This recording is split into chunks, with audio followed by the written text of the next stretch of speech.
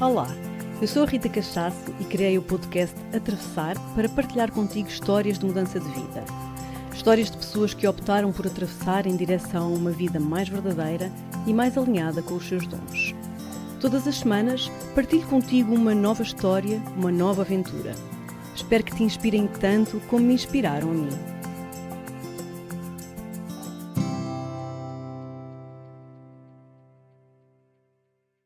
Olá, sejam muito bem-vindas, muito bem-vindos a um novo episódio do Atravessar.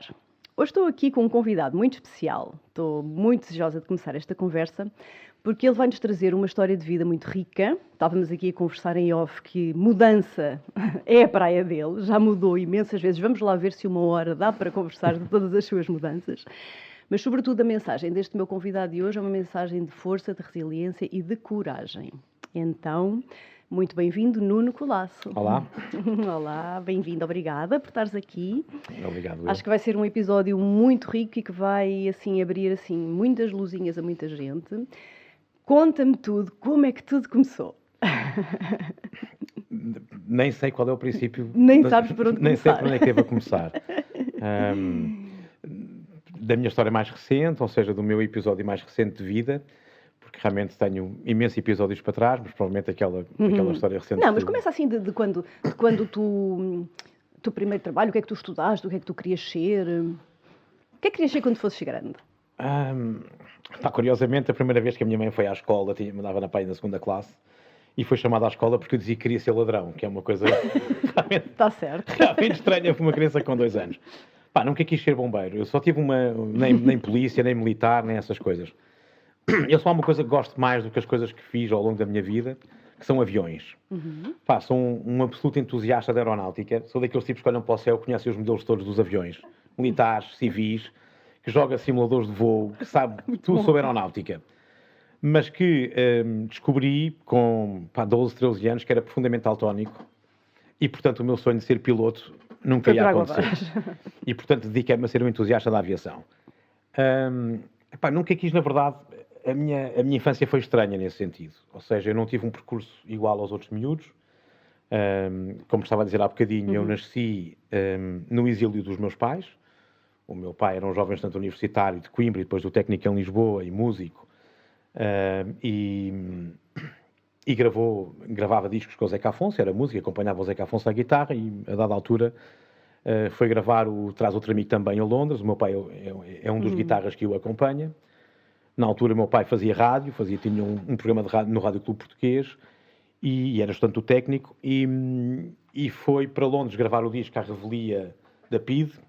Foi preso uma primeira vez, o Rádio Clube Português conseguiu safá-lo, ele conseguiu ir a Londres uma segunda vez, gravou o disco, mas quando voltou percebeu que ia ser preso. E, portanto, o Zeca Afonso emprestou-lhe 7 contos para ele dar o salto em Trás-os-Montes e fugiu para o sul de França, conseguiu ter o estatuto de exilado político, de refugiado, e então conseguiu ter uma bolsa de estudo. A minha mãe, entretanto, também era uma jovem estudante universitária de Coimbra, foi atrás. E eu acabei por nascer no sul de França e ter uma educação francófona durante muitos anos.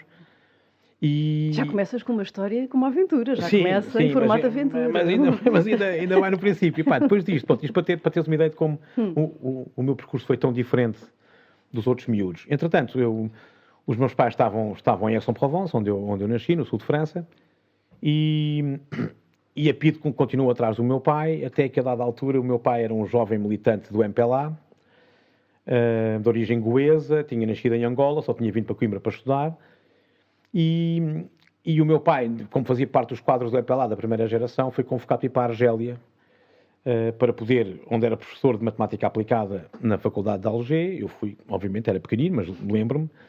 A minha mãe foi atrás, era professora na Alliance Française, e o meu pai ao fim de semana desaparecia porque ia ter instrução de guerrilha no deserto, apoiado por tipos da OLP, e esteve no exílio com muitos tipos conhecidos, muitos deles portugueses, o Manel Alegre, imensos tipos que estiveram a Isabel do Carmo, etc., que estiveram exilados em Argel.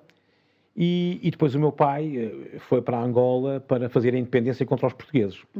E eu depois também fui e estava em Luanda na altura em que começou a Guerra Civil em Angola, e eu estava em Luanda nessa altura, era pequenino, e vivia basicamente no meio da guerra, ou seja, o meu pai era um alvo político, portanto, eu vivia a mudar de casa todos os dias, vivíamos com 7 guarda-costas militares das FAPLA, das Forças Armadas de Angola, e eu vivia basicamente a mudar de casa, escondido, e tentaram apanhar-me várias vezes para fazerem chantagem sobre o meu pai, os tipos da FNLA, o NITA, aquela atrapalhada.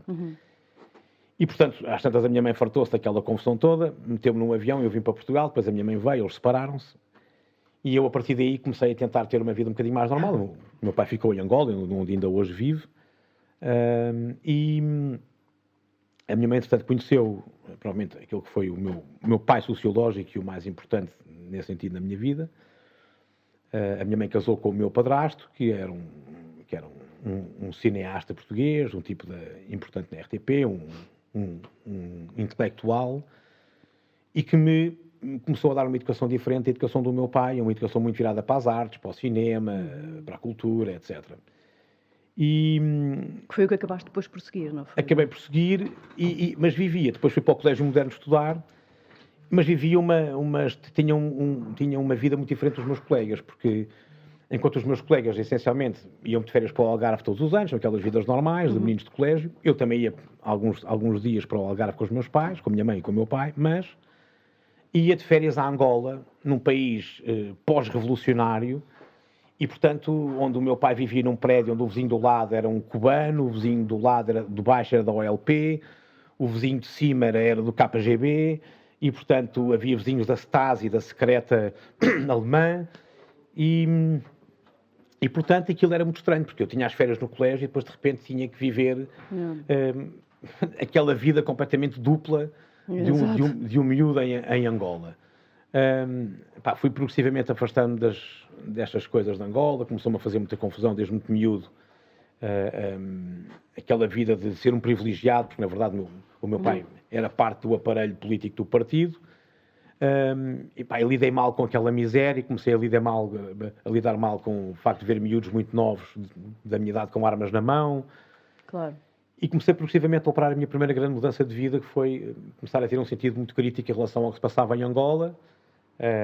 O meu pai tinha-me dado uma educação para eu ser militar, para eu fazer parte das FAPLA, para eu ir lutar contra a UNITA, coisas que a minha mãe, obviamente, és louco, quer dizer, não vais fazer nada disso ao miúdo. E pronto, a dada altura comecei a afastar-me daquela realidade. O meu pai, entretanto, também veio fazer um doutoramento a Louvaina, na Bélgica, e eu acabei também por estar com ele na Bélgica, e depois começaram-me a afastar progressivamente daquela ideologia política do MPLA. Comecei desde muito novo a trabalhar em cinema, muito por força do meu padrasto, não é? Exato. E da minha mãe, que era professora de cinema também, convém dizer. E comecei a trabalhar o meu primeiro emprego no cinema, foi no Duarte e Companhia. Ai, que maravilha! Fiz 3 temporadas seguidas no Duarte e Companhia. Que maravilha! Na primeira temporada servia cafés, fazia sandes de fiambre para o elenco. Era um miúdo, ganhava 7 contos por semana, na altura, portanto 35 euros por semana. No ano seguinte, e depois quase não fazia férias, ou seja, enquanto os meus amigos todos gozavam as férias da Páscoa, do verão, do Natal, eu optava por trabalhar e fazer filmes. E para os filmes, para as séries de televisão, etc. Isso durou durante bastante tempo, até que a dada altura eu fui para a RTP trabalhar. Tinha uns 18 anos, fui o funcionário mais novo, não era funcionário fixo, mas era colaborador da RTP, dos mais novos. Fiz o 12º ano e decidi que queria trabalhar, queria fazer filmes, queria fazer documentários, queria aprender, queria fazer produção, e comecei muito novo a trabalhar em milhares de coisas. Aos 20 e poucos anos já tinha um currículo enorme, com uma experiência enorme em televisão e cinema. Muito intensa, não é? A vida em TV. Sim, muito intensa, de muito trabalho, velha guarda, em que se trabalhava. Aliás, eu quando comecei a trabalhar, não sou assim tão velho como isso, tenho 50 anos, feitos há relativamente pouco tempo, trabalhava em película, em filmes a 6mm, não havia vídeo ainda. Exato. E então comecei sempre a trabalhar, quer dizer, ao ponto da minha mãe começar a ficar chateada porque eu tinha que estudar. Fiz o 12º ano e trabalhei durante mais ou menos 2 anos, sempre nos filmes, sempre como produtor. E a dada altura, a minha mãe insistiu que eu tinha que ir para a faculdade, tens de tirar um curso, etc. E eu lá consegui tirar ali um período sabático da minha vida profissional e dedicar-me à vida académica, que não deu em nada. Ou seja, basicamente tive que estudar imenso para conseguir entrar na Católica. Entrei na Católica com umas notas belíssimas e estava na Católica há 1 ano e meio quando um tipo me veio oferecer na altura uma bárbara fortuna para ir fazer uma série documental. E, obviamente, disse à minha mãe, pá, quero lá saber da Católica para uma coisa. Por cima estava num curso de literatura portuguesa e línguas estrangeiras aplicadas, não me interessava absolutamente nada. E, portanto, segui trabalhando, segui construindo a minha profissão, trabalhando muito em produção, percebendo sobretudo que somos um país de tesos e o cinema não tem dinheiro, nem a televisão, e portanto percebi que tinha que ser um tipo aguerrido na negociação de borlas. Ou seja, começar a negociar os carros emprestados, as roupas emprestadas, os hotéis, não sei o quê. Comecei progressivamente a dedicar-me cada vez mais à vertente de marketing associada ao entretenimento. Interessante. Mas tudo muito casual. Bem, entretanto, pelo meio disto tudo, assim, de uma forma muito acelerada, sempre a trabalhar em cinema. A dada altura, tive ali um grande percalço da minha vida, aos 23 anos, que a minha mãe, que estava com a idade que eu tenho agora, era uma produtora. A minha mãe tinha uma produtora que fazia, essencialmente, coisas ligadas às artes plásticas, documentais. Fizemos documentários muito giros sobre o Pedro Almodóvar, sobre o Saramago. Ou seja, eu tinha uma vida muito intensa do ponto de vista artístico, sempre gostei muito.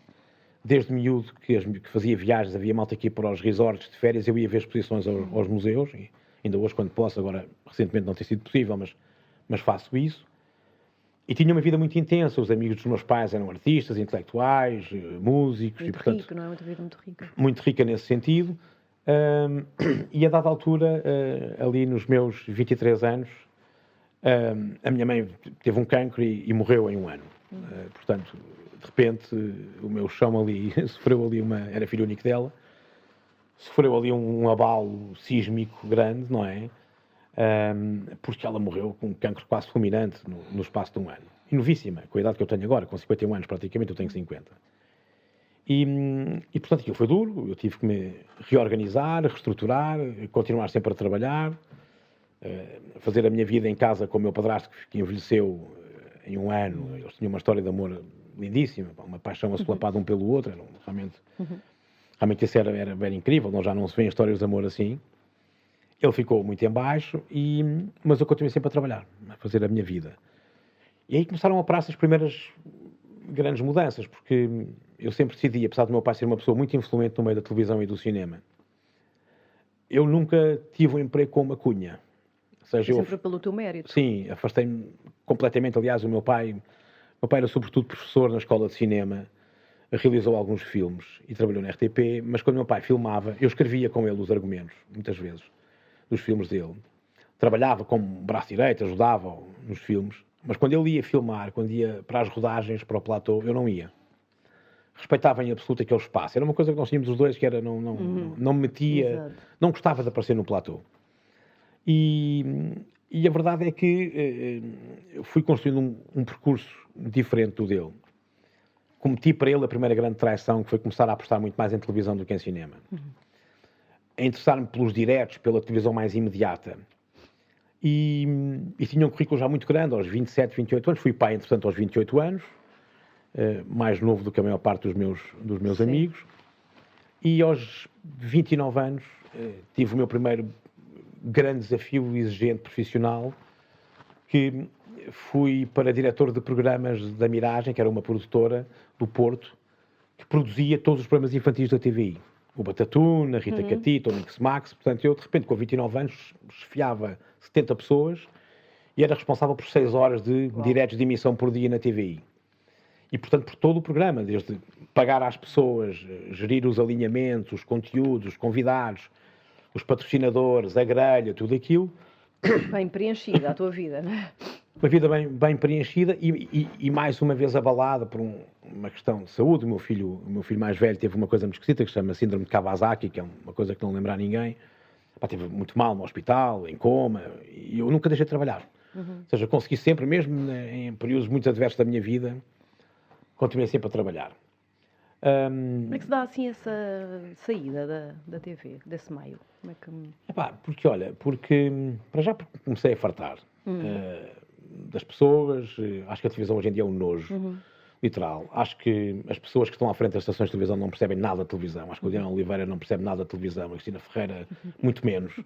São pessoas que não têm nenhuma, não sabem o que é fazer uma grelha de televisão. Eu cresci nesse meio. O meu pai foi diretor de programas da RTP. E eu via o que era fazer grelhas de televisão. E fazer uma grelha de televisão hoje em dia é ir às feiras internacionais, ir a Cannes, ir ao MIPCOM e comprar conteúdos enlatados. Comprar formatos. Não é? E é lixo. E depois, e formatos, deixa-me fazer aqui o meu parênteses pessoal, bastante desinteressantes. Formatos, onde realmente não estava a ser simpática, não é? Estou a ser simpática, exato. Eu acho que o problema da televisão hoje em dia, o meu pai era um tipo muito crítico em relação à televisão. E eu acredito que eu sou um crente no serviço público de televisão. Embora seja uma ilusão, mas sou um crente. Trabalhei na RTP, tenho muitos amigos lá, a minha mãe também lá trabalhou, eu tenho uma relação com a RTP forte. Acho que a RTP não faz serviço público de televisão. Devia fazer mais, obviamente. Acho que a SIC e a TVI, apesar de tudo, são televisões que têm licenças de operadores generalistas e que têm alguma responsabilidade naquilo que deveria ser o serviço público. E, basicamente, a história das televisões é o embrutecimento do nosso povo. Exatamente. Não é? Nós vivemos num país de pessoas grunhas, eu concordo sem 100% contigo. Cultura geral Aliás, nenhuma. Eu acho que responsabilidade social, pelo que se diz, até nós que estamos aqui com o microfone temos. Quanto mais, claro. Não é? Portanto, sim, ainda bem que trazes esse tema e eu concordo 100% contigo e tenho mesmo muita pena porque, sobretudo agora, estamos numa fase em que era preciso informar e levar e eu não vejo nada disso. Nada, isso é muito eu quando triste. vejo, não tenho nada contra o Daniel Oliveira, nada, pessoalmente nem eu conheço. Acho que de televisão não percebe absolutamente nada. Seja aquilo, é um tipo que não percebo e, aliás, eu não tenho grande dificuldade em dizer, há um tipo, eu só conheci no meu percurso 2 tipos, um indiretamente que o meu pai conhecia bem, que tinha feeling para a televisão, que era o José Eduardo Muniz, e outro tipo, que era que ainda está na TVI, que é o tipo que eu conheci até hoje, que acho que subiu como contínuo da RTP.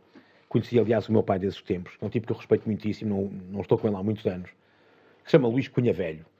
E que é um senhor que respira televisão. Aqueles tipos como a gente via nos filmes antigamente, que se sentem as grelhas de televisão, que se fazem os line-ups de todos os programas, quando é que isto entra, quando é que isto sai. E basicamente, hoje em dia, não vejo televisão portuguesa, não tenho qualquer tipo de interesse em televisão. Vejo lixo televisivo, quer dizer, fico chocado quando vejo o Daniel Oliveira a ser entrevistado num telejornal a falar sobre um programa de quem quer casar com um agricultor, quer dizer, que é uma coisa que me deixa absolutamente siderado. Sim. Siderado. Sabes que este tema aqui, podíamos ficar a falar só disto. Sim.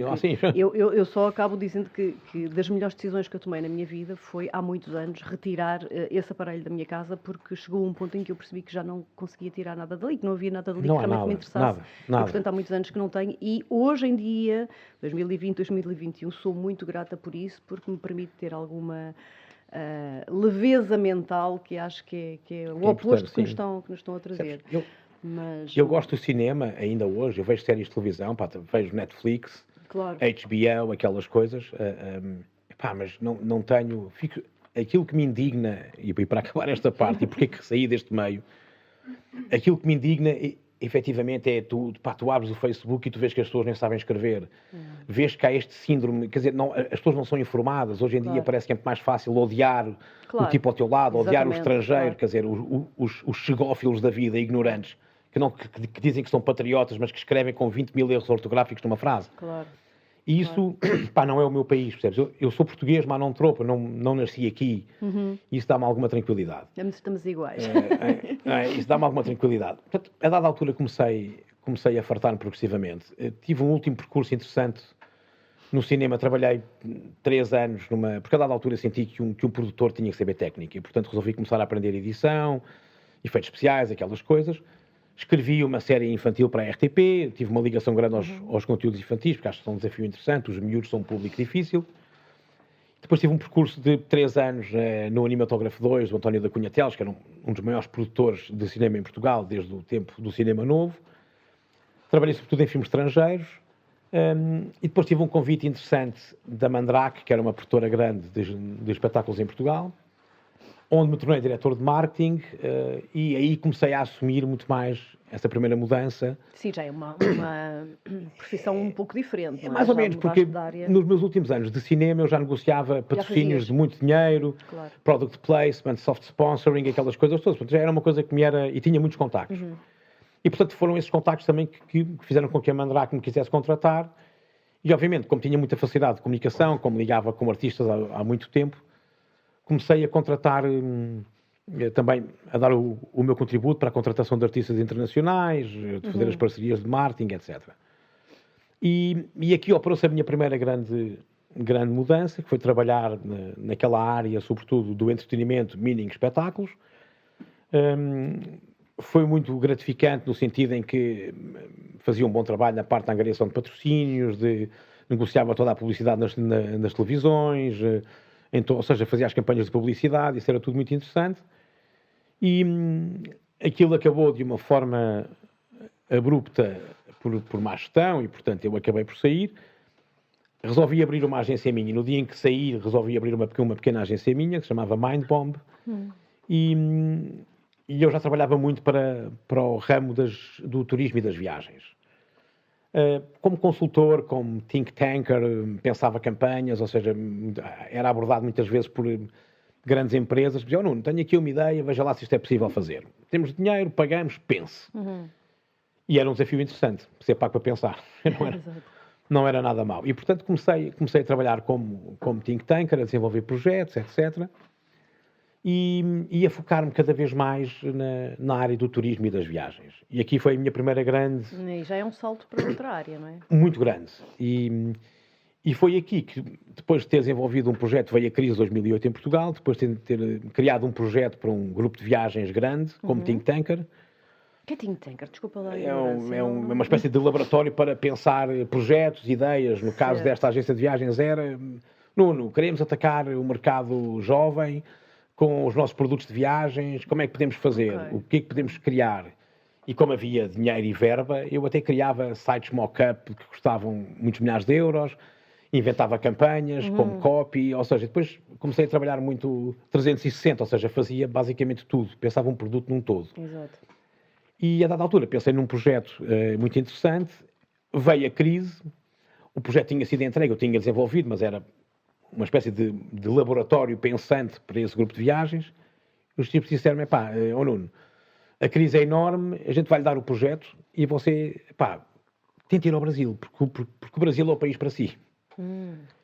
Eu peguei no Ricardo, no meu designer de há muitos anos e amigo, criámos um dossiê fantástico, escrevi todo o projeto, consegui marcar uma reunião com o CEO de uma multinacional da área tecnológica das viagens, comprei um bilhete de avião e fui para São Paulo. Uau! Tu também és assim despachado, Fui. não é? Não és muito de ficar a pensar. Tinha ido a as São Paulo coisas. uma vez, não conhecia ninguém, arranjaram uma reunião com aquele tipo, sentei-me à frente dele, uma multinacional líder mundial na tecnologia das viagens, sentei-me à frente dele e disse, olha, eu tenho este projeto, gostava de fazer isto, a ideia é fantástica, fico cá mais 2 dias, amanhã vou fazer vir aqui os 10 ou 15 mais importantes CEOs das agências de viagens do Brasil e você apresenta-lhes o projeto. Bom, e foi isso que eu fiz. Só que, entretanto, eu voltei para Lisboa, depois passado pouco tempo voltei lá outra vez e essa empresa propôs-me uma coisa que foi, ok, eu posso ajudar o Nuno a montar o seu projeto aqui, mas você vai ter que aprender tudo sobre tecnologia de viagens. Sabe alguma coisa? Não sabia nada. E aprendi tudo em 6 meses. Mas tu nessa fase, portanto, tu estavas mesmo a fazer já uma mudança... Radical. Não tem nada a ver, não é? Nada, Mudaste nada. de uma área... Sim, comecei, sim, radical. E tu parece-me que tens uma personalidade bastante, bora lá, não é? Sim. Corajosa, não é? Sim, mas também gosto de sentir o chão que piso, ou seja, não me atiro para nada que não saiba fazer. E ali era complicadíssimo, porque era tecnologia de reserva de bilhetes de avião, de hotéis, bilhética, não sei o quê. Claro. Bom, eu 2 anos depois estava a fazer uns sites mais complexos do Brasil, com reservas de bilhetes de avião, etc. Mas Portanto, e aprofundaste isso, não é? Dedicaste a isso, muito, estudaste. muito. Ao ponto de... E, sobretudo, penso eu, acreditaste naquilo, Sim, no projeto, não é? Muito. Acreditavas no projeto. E também porque me deram dinheiro para o fazer, ou seja, às Exato. tantas arranjei um sócio português, criámos uma sociedade dos dois, ele fez um investimento, o suficiente para chegar ao Brasil e começar a conseguir a captar investimento no Brasil. Às tantas, percebi que tinha que criar uma empresa no Brasil, percebi que tinha que ter RNE para poder viver no Brasil, tinha que ter contas bancárias no Brasil, pagar impostos no Brasil e passar a viver em São Paulo. A verdade é que essa multinacional, às tantas, queria que eu também começasse a criar uma espécie de linhas brancas do produto deles para os ajudar a vender a tecnologia deles às agências de viagens. Não é? Nós temos que pensar no Brasil como um país enorme, atrasadíssimo no turismo, quer dizer, são um atraso de vida brutal. O Brasil recebe 7 milhões de turistas por ano em todo o país e Lisboa recebe 15, 20, agora não recebe nada, mas... Ou seja, o Brasil não tem infraestrutura turística nenhuma. E qualquer pequena agência de viagens no Brasil fatura bilhões. Não é? Ou seja, na altura havia cerca de 8 mil agências de viagens no Brasil. Eu ia ter reuniões, às vezes saía de manhã de São Paulo, metia-me no avião, ia para Porto Alegre, sentar-me com um grupo de empresários de viagens e os tipos quase não sabiam falar português, não é? Usavam chapéu de boiadeiro, mas tinham, literalmente, e eram tipos com muito valor, e tinham, de repente, uma faturação de R$1 bilhão por ano a vender viagens, porque o Brasil é um país que as pessoas normalmente não compreendem, não é? Claro, não é fácil. O que é a dimensão do Brasil e o que é o mercado do Brasil. E, portanto, fiz um shift total à minha vida nessa altura. O meu filho, entretanto, mais novo, nasceu quando eu estava nesta demência, não é? Porque, entanto, havia viagens também para a Ásia, havia viagens na América do Sul. Mas então, tu estavas a viver no Brasil ou estavas a viver em Portugal? Ou nos dois? Estavas a viver nos dois? Nos dois. Nos dois. Isso é muito intenso, não é? É muito intenso. É muito intenso. Foram 8 anos a viver em Tinhas mais ou menos que idade nessa altura? Não foi há muito tempo, foi há 4 anos, 5. Ah, ok. Durou 8, começou mais ou menos em 2011 e até 2017, 18. É muito. E foi violentíssimo. Ou seja, muito trabalho, muito intenso. Montar uma empresa no Brasil é violentíssimo, a corrupção no Brasil é violentíssima, a extorsão que fazem aos portugueses é violentíssima. Não tenho nenhum pudor em dizer que sofri horrores com a xenofobia dos brasileiros. Uau. São super xenófobos. Tratam mal os imigrantes, e depois as pessoas dizem, mas está a ser racista. Não, eu morei lá, vivi lá. Foi a tua experiência? Foi a minha experiência. Exploravam os haitianos que tinham ido para o Brasil depois do sismo no Haiti, eram tratados como escravos. Aliás, o Brasil é um país muito curioso.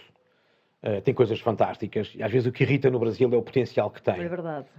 E a má gestão que tem. Que é tão claro, não é? Um potencial tão claro. Está ali, é isso, não é? Que está ali. E isso choca. Eu acho que o Brasil tem duas coisas que me fazem muita confusão e que me fizeram também começar a perder... Eu nunca tive um grande encanto pela América Latina, devo dizer-te. O único país que amei, o único sítio que amei na América Latina foi, de facto, Buenos Aires, onde morava amanhã. É verdade, é outra coisa.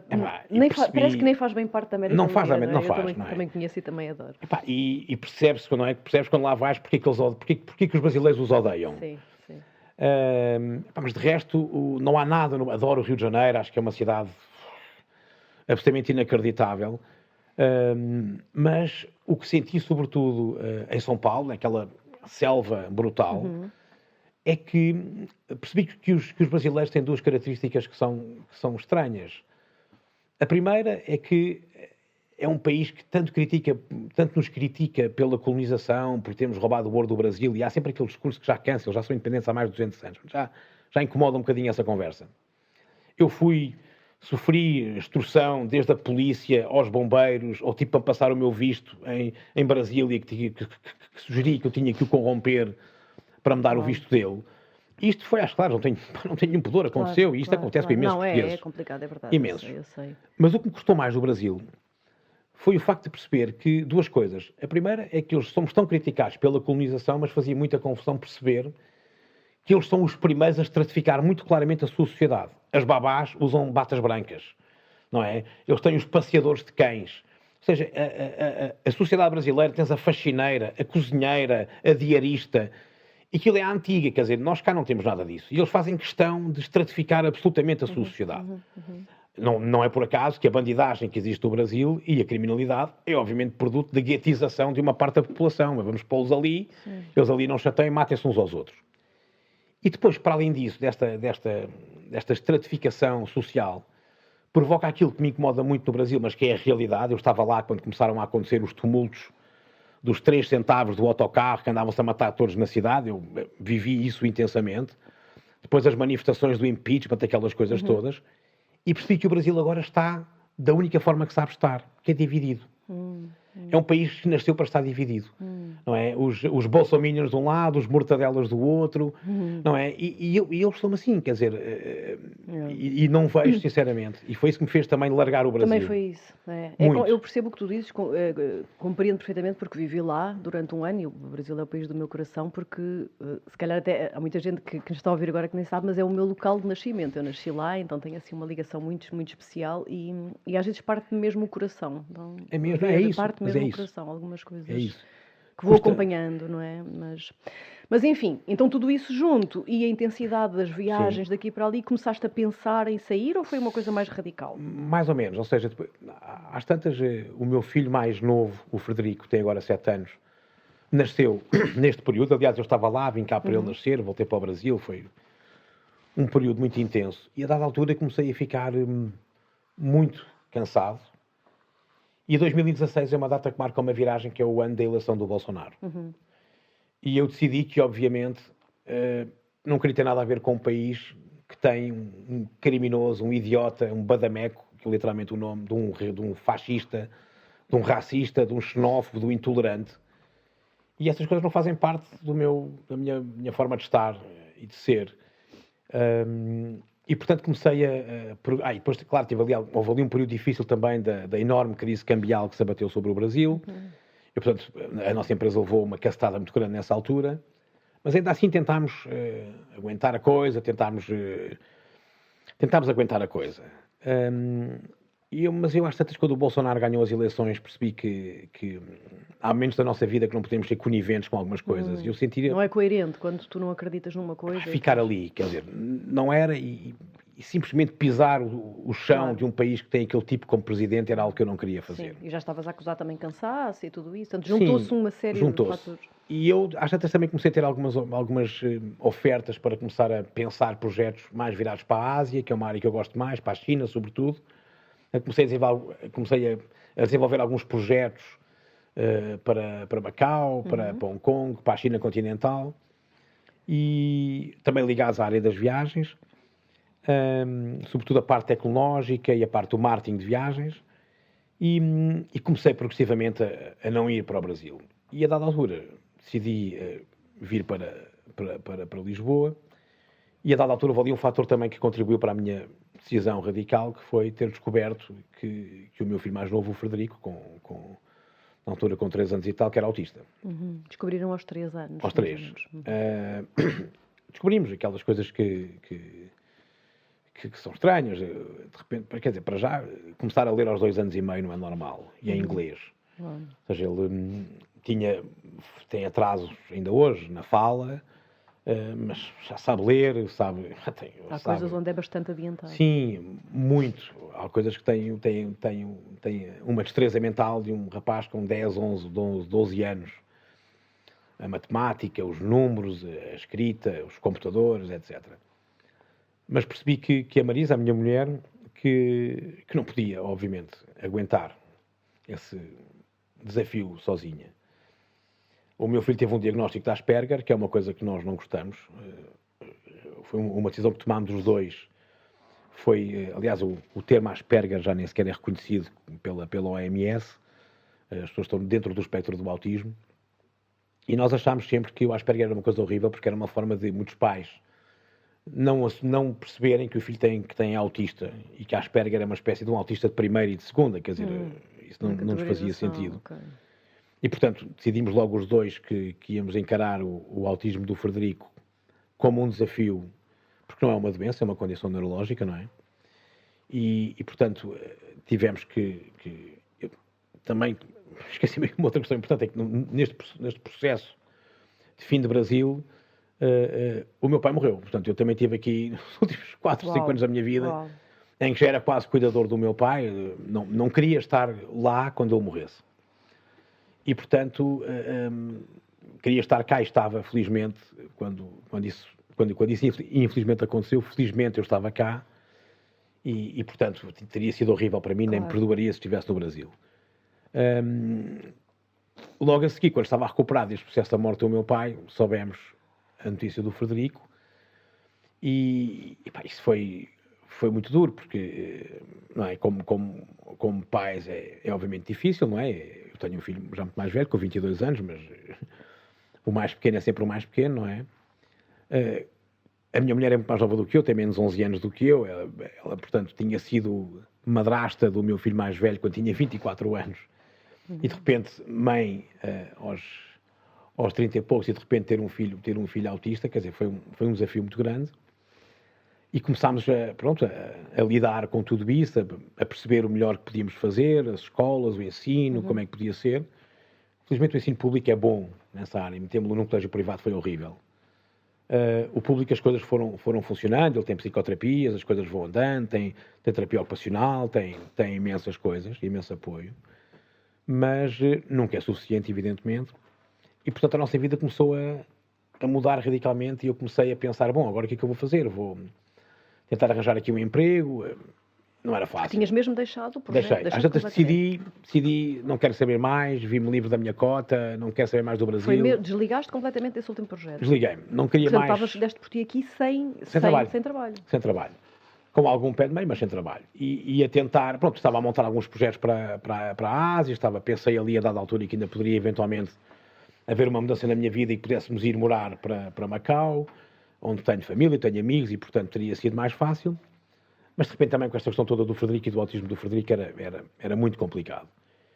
E, portanto, comecei a pensar, comecei aqui à procura de trabalho, e, obviamente, que aconteceu-me... Eu não tenho um curso superior, eu não sou licenciado. Entretanto, inscrevi-me noutra licenciatura que não acabei, estou no 2º ano, é de acabar um dia quando tiver pachorra. Mas tenho uma experiência profissional grande e, sobretudo, muito conhecimento em mercados internacionais, etc. Falo mais do que uma língua.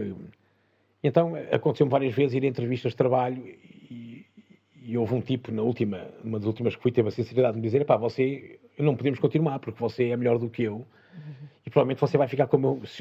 Disse-me, vai ficar com o meu trabalho.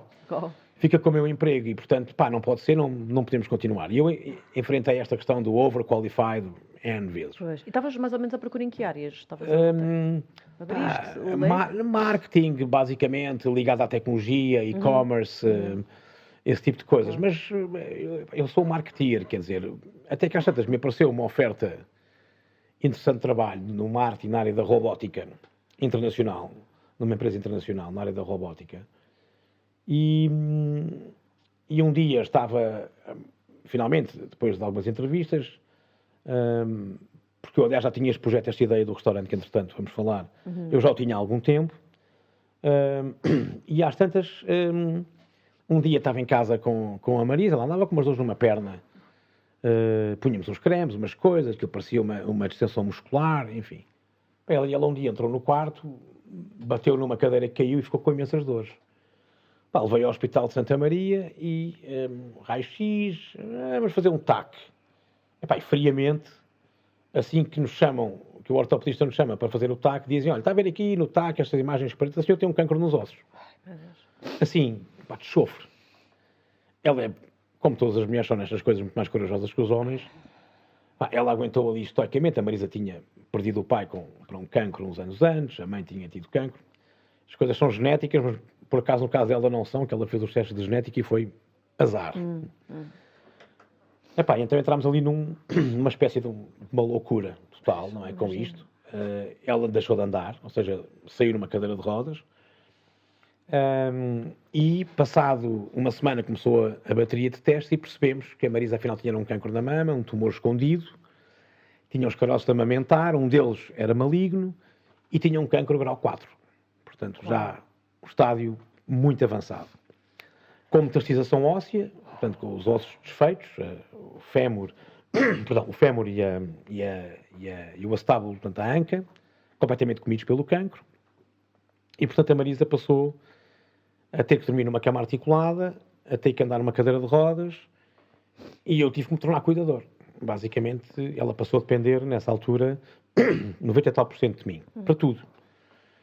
Demorava 1 hora para sair da cama, literalmente, tomava comprimidos de morfina sublinguais para aguentar as dores só para sair da cama, e foi uma descida aos infernos dela, não é? Às tantas, eu tentei tomar conta do Frederico, não é? Porque tinha que tomar conta dele, levá-lo à escola, fazer tudo sozinho, não é? ela não conseguia mesmo fazer nada. E sofria fisicamente. E aquilo era de tal forma que às tantas eu tive que pôr. Ela dormia no quarto do Frederico e eu dormia na minha cama com o Frederico, porque ela não podia dormir comigo com medo que se eu me virasse, lhe desse um toque na perna, as dores eram brutais. Só que às tantas era terrível porque ela acordava com dores à meia-da-noite e o Frederico acordava a chorar e eu tinha que decidir qual é que socorria primeiro, que não é... não é fácil, não é? Claro. E então tomei a decisão o nosso quarto era grande, de meter toda a gente a dormir no mesmo quarto. E portanto eu dormi na cama com o Frederico, ela dormia numa cama articulada, que entretanto tivemos que comprar, porque já não conseguia dormir numa cama normal. E iniciou-se ali um processo... Mais uma mudança na tua vida. Radical, sim. Mais uma mudança. Alucinante, não é? Pronto, depois lá descobri também que comecei a conviver com a realidade outra vez do cancro, não é? Na minha família, e de repente a ter que ajudar, obviamente, a minha mulher, não é? Decidi que, obviamente, ia ajudar, fosse o que fosse. Percebi, quando fui a Santa Maria, aliás, na primeira consulta à cagacei-me, na primeira consulta com um oncologista, não me aguentei. Tive que sair da consulta. E o oncologista disse, um puto novo, Nuno, o que você devia fazer era inscrever-se nas consultas de apoio familiar, de psicologia. Claro, super importante. Que eu fiz logo. E que me salvou a vida ali a dada altura. Isso é muito importante, isso que tu trazes, não é? Sim, essa ideia de nós temos alturas da vida em que temos mesmo que pedir ajuda e temos mesmo que aceitar que precisamos de ajuda de alguém, de uma mão, não é? O que fosse. Claro, e foi ali uma boia de salvação. Desculpa, às tantas, aquilo começou a ser um processo muito exaustivo, a Marisa tinha muitas dores, já não quiseram operá-la,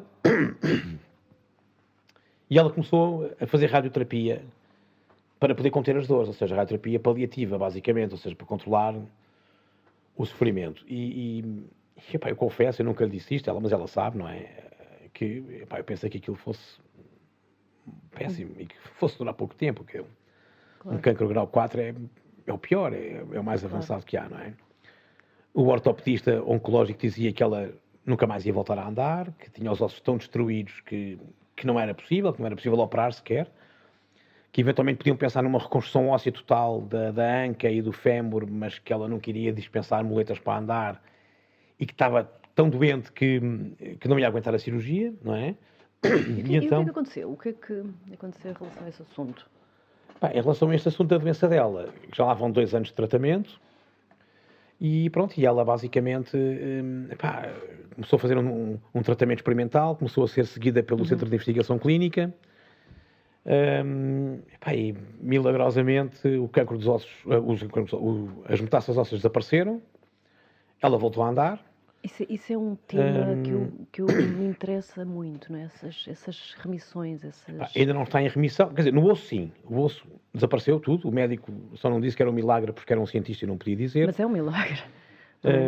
A mama persiste, ou seja, agora tem metástases no fígado, mas acabou uma parte dos tratamentos, depois pôs um catéter, teve Covid, no meio disto tudo teve Covid em janeiro, pôs um catéter, fez quimioterapia injetável, não se deu bem, teve que fazer transfusões de sangue, foi-se muito abaixo, mas agora está a fazer quimioterapia em casa e aparentemente as coisas estão estabilizadas e no bom caminho. Que bom, que bom. E como é que aparece no meio disso tudo esse teu novo e a tua mais recente mudança? Olha, eu sempre quis... Que é um restaurante, deixa-me aqui adiantar.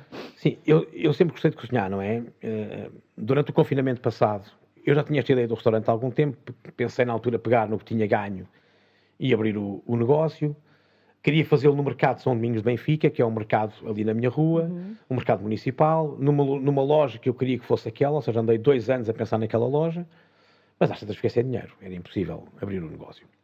Durante o confinamento passado, estive muito tempo em casa, comecei a cozinhar cada vez mais, a desenvolver as receitas, e sim fazer bolos.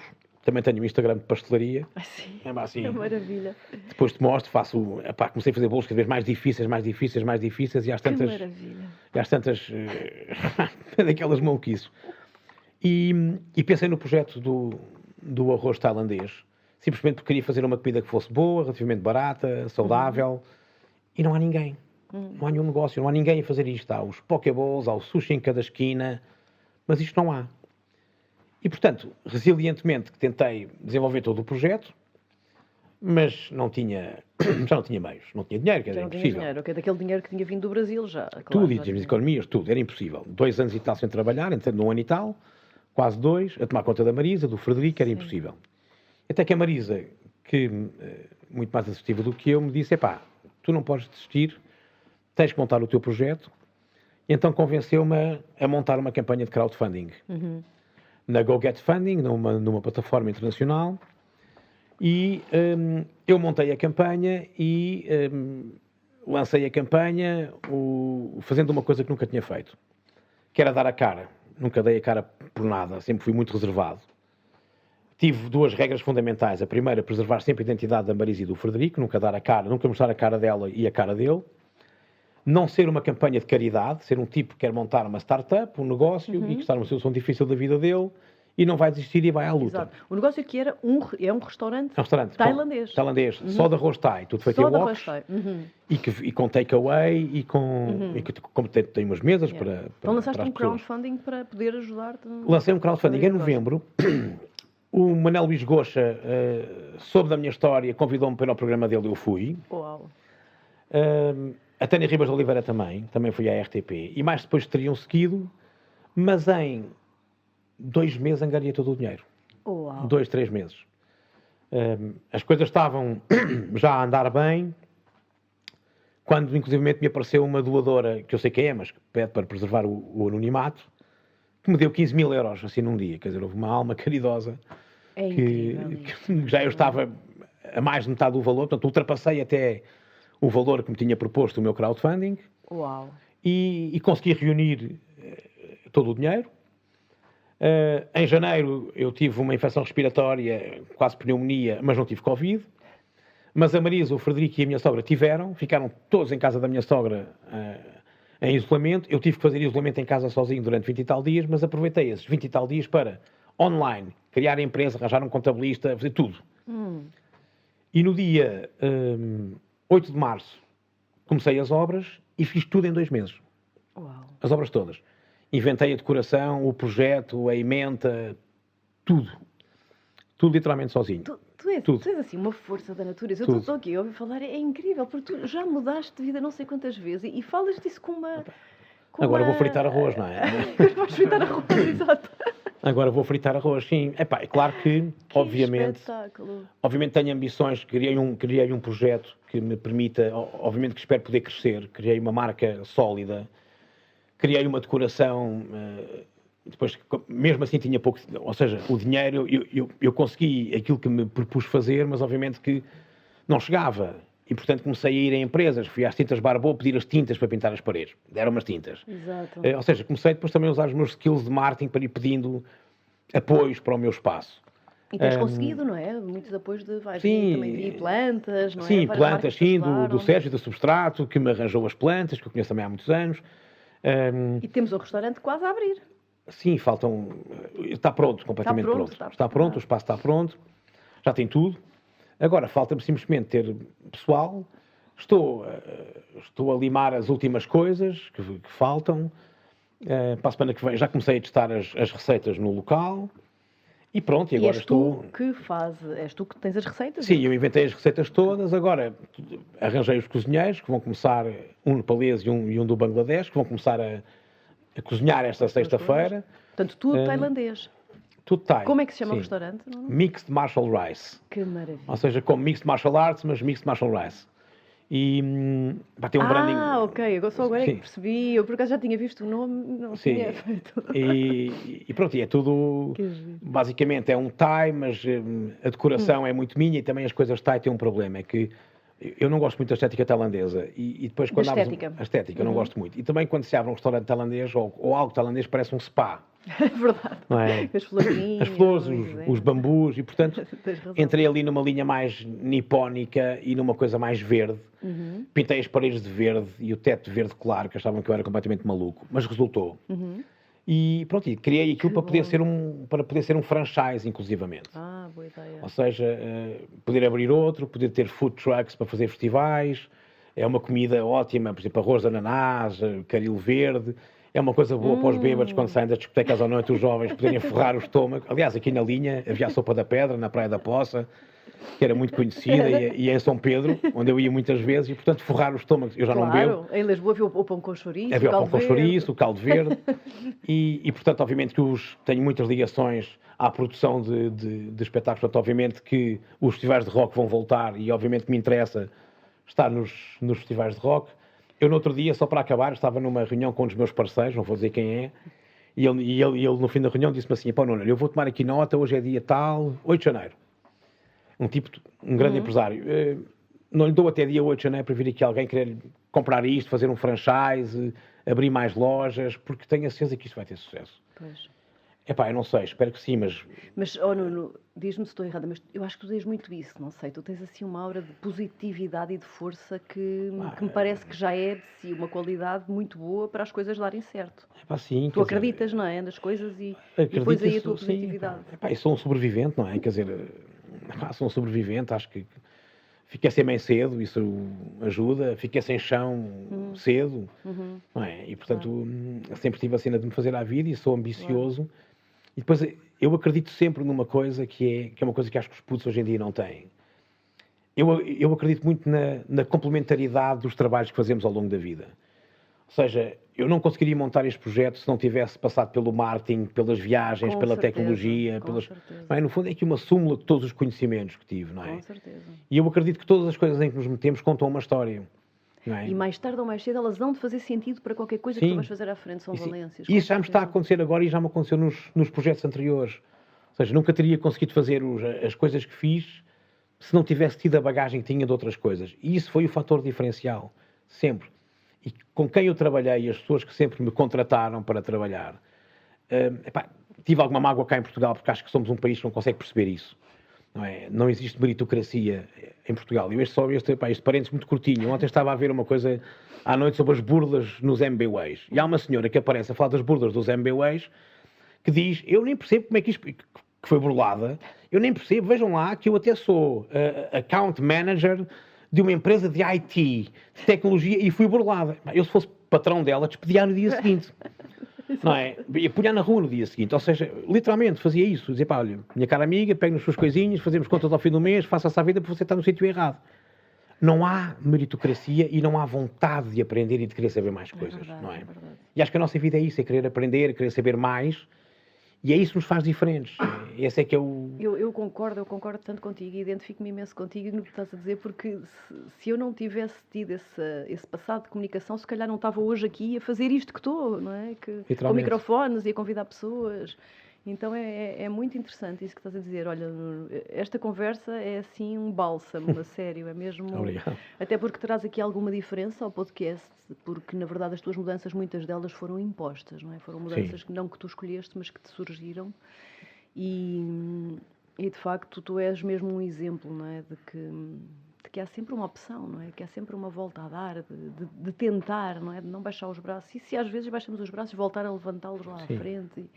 És mesmo assim uma força da natureza, a sério, estou aqui mesmo... E já tenho 50 anos, é? Já estou na meia-idade. Já estou na meia-idade. Imagina daqui a 10 anos o que é que tu não fizeste jamais, porque tu aos 50 anos já fizeste tudo isso. Vai ser giro falar contigo aos 60, o que é que este homem já terá feito? Aos 60 espero estar nas minhas heranças goesas, a viver em Goa e... sem fazer nada. A ser goês, simplesmente. Tão bom, isso é tão sábio e tão inteligente. Oxalá possas cumprir aí esse teu sonho.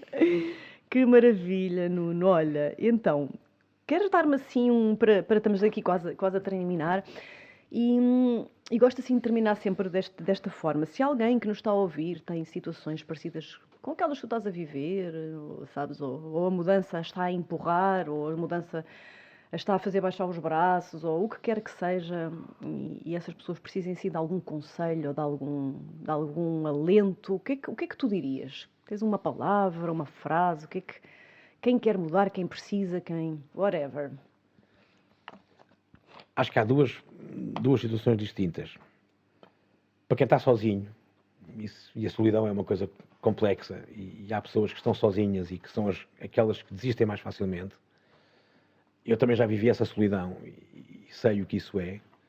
E acho que é preciso ser resiliente e acreditar que, mais do que concretizar qualquer tipo de projetos, há de aparecer alguém. Um amigo, um companheiro, companheira, namorada, marido, não é? E acho que essa é que é a mensagem de não se desistir nesse sentido. Não desistir das relações. Não desistir dos outros, não é?